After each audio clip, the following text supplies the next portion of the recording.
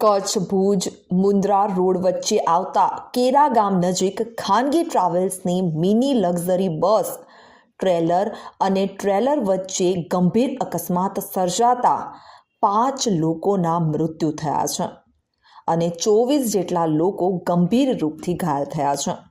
મૃત્યુઆંક વધવાની શક્યતા છે. અકસ્માતને પગલે હાઈવે પર મરણ ચીસો ગુંજી હતી અને રોડ પર લાશો પથરાઈ હતી.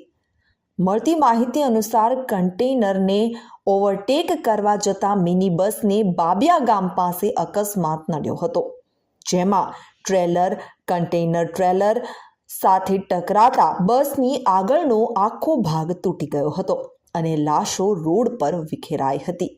મિની બસમાં 40 લોકો જઈ રહ્યા હતા ત્યારે બપોરના સમયે ગંભીર અકસ્માત થયો હોય. દુર્ઘટનામાં 5 લોકોના ઘટના સ્થળે જ મોત થયા છે, જ્યારે 24 મુસાફરો ઈજાગ્રસ્ત થયા છે. ઈજાગ્રસ્તોને ભુજની GK જનરલ હોસ્પિટલ ખસેડવામાં આવ્યા હતા.